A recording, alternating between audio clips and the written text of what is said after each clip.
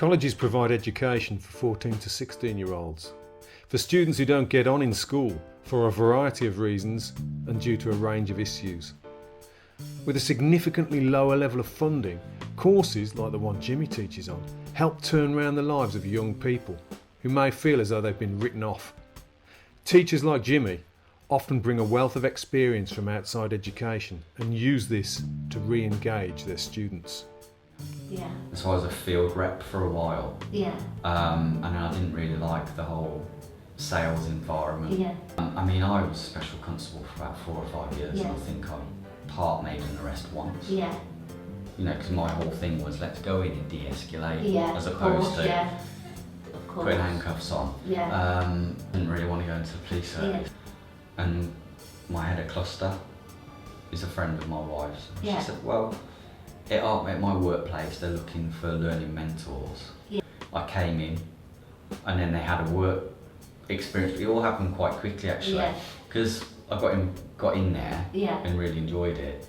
Within our course, we know that an awful lot of them are disengaged. Yeah. So school hasn't worked. Yeah. We're part of foundation learning, okay, but at the same time we're able to offer that differentiation, really, and we're still able to stretch and challenge. I would say there's an awful lot of young people out there that are neat or at risk of being neat. Yeah. They've not come out of school with the relevant qualifications.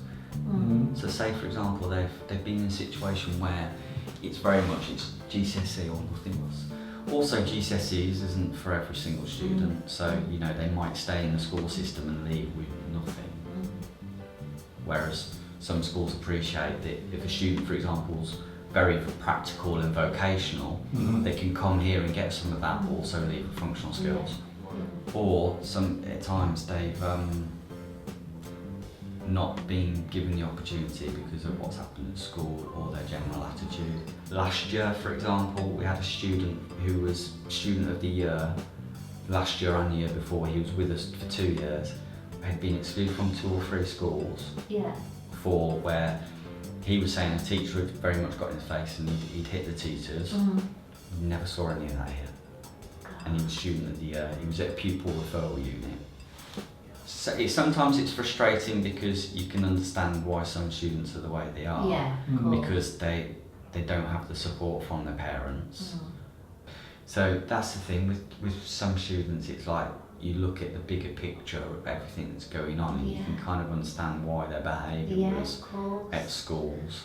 Because it does feel like sometimes there's students that have really gone around the mill and they've been kicked out of schools or had managed moves, and is it not worth giving them that alternative provision instead of just kicking them out? I would say that I think there's certain things at schools where you get a stigma for that you don't hear. Free school meals, for example, you know, there's quite a few that do get them, quite a few that don't. So I wouldn't say there's any stigma. They have freedom, but they very much know that if you abuse that freedom, then you're going to lose your place or you're going to have major restrictions put in place.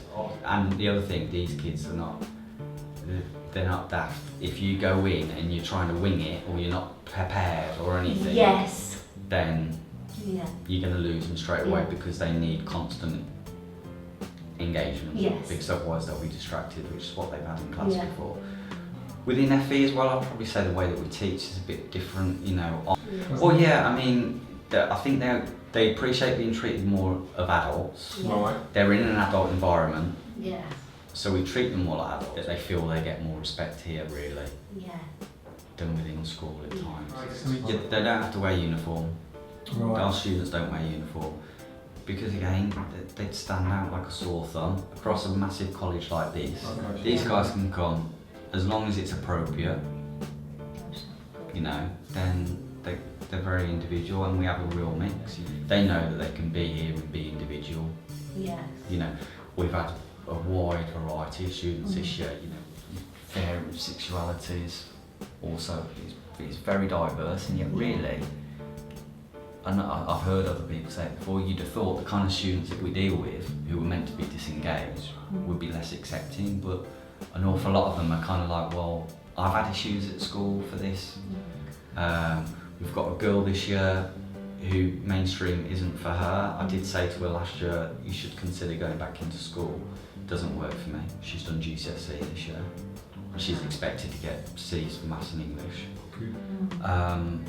We had a lovely letter actually the other day from a student from 6 years ago who was a pre-16. She was with us for 2 years. She was rejected on the course, so she came back. She had a baby as well, and we had a really nice letter, I think it was early in the week, saying that she's off to uni. Wow. So it very much shows that, and in the letter she said that, you know, you never gave up on me, and you gave me a chance, you were very stubborn, you know, you persevered, and you know that, so it was a lovely letter. So it's giving students a step up that actually a lot of them thought they wouldn't be able to do.